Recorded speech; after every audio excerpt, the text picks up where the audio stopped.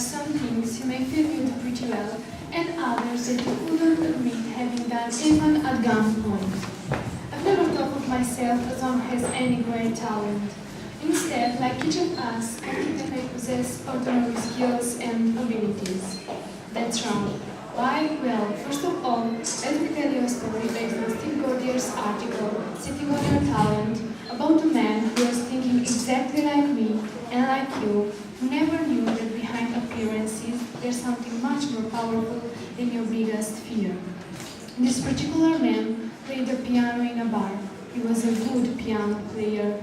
People came out there just to hear him play. But one night, a customer wanted him to sing a song.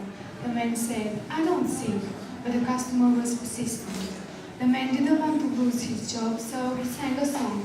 A piano player who had never sung in public did so for the very first time in his life, and nobody had ever heard the song Sweet Lorraine sung the way it was sung that night.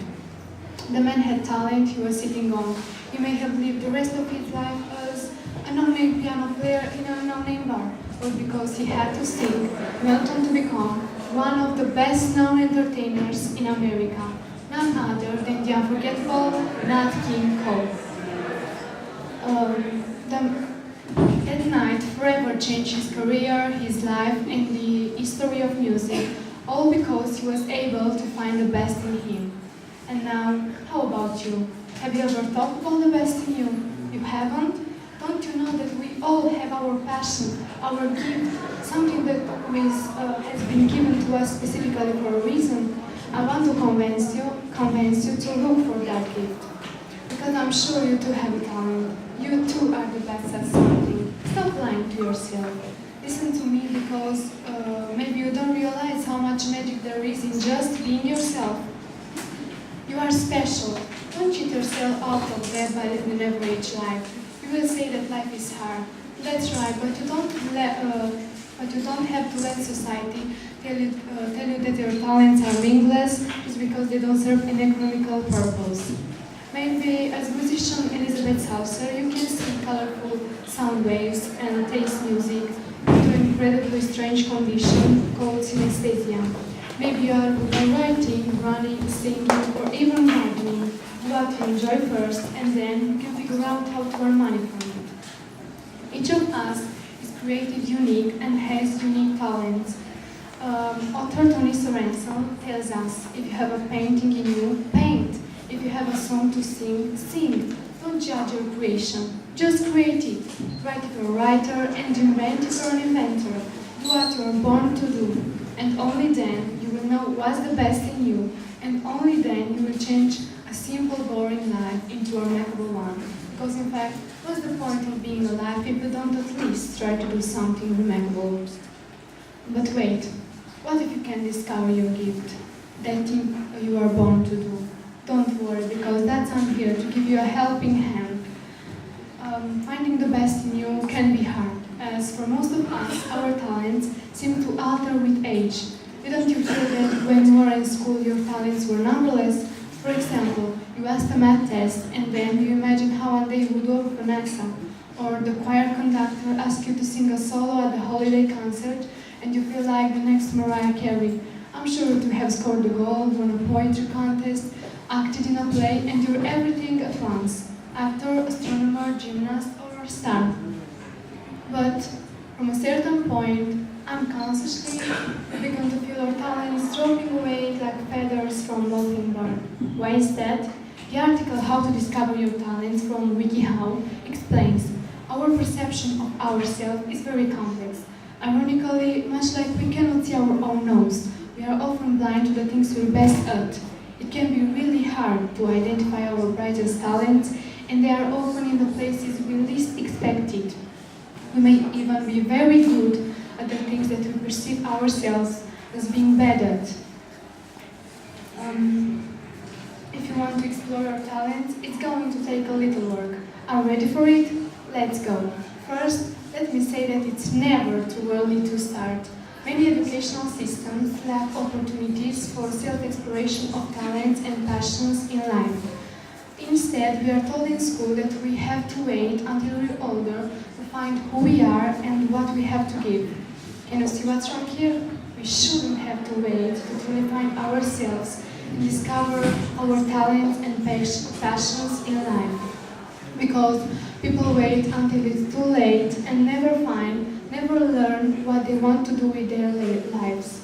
According to Kim Klinger, Executive Director and co-founder of the Ian Somerhalder Foundation, our job is to figure out who we are and be that person to our absolute best ability.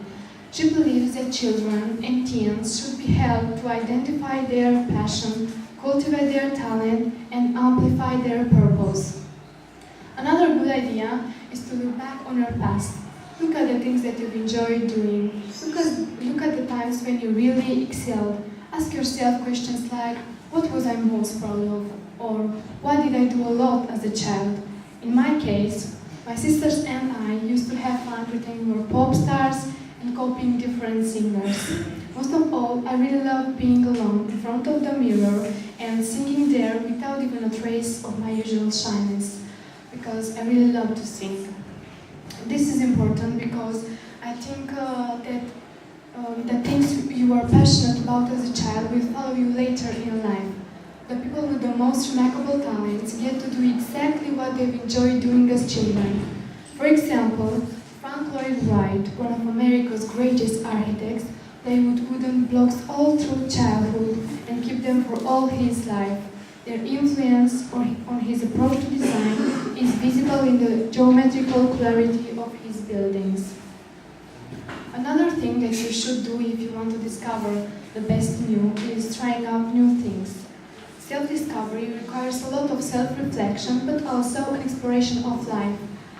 Your passion may lie in an activity that you haven't tried yet. Isn't there something that you've always wanted to do, but never had the time? Open up your mind and let your passion guide you. Allow yourself more time to try new activities. Your life needs to have room for discovering your talents. Make time for new experiences, and only then you can grow and develop well beyond what you are now. An example of determination is Timothy Donner, the teen who taught himself 20 languages. He's been named the world's youngest hyper-polyglot, and he dedicated countless hours to his language obsession and experimenting with one language after another in order to see beyond cultural boundaries. In conclusion, let me remind you that everyone has a unique gift, something that is just undeniably you. Unfortunately, many people never find their unique gift because they don't believe they have one, or they haven't a team to find it, or they don't recognize it when it is staring them in the face. Don't let this happen to you. Don't live an ordinary life.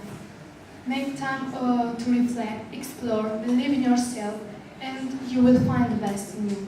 Remember the words of author and motivational speaker Leo Buscaglia. Our talent is our gift that God gives to us. What we make of our talents is our gift back to God.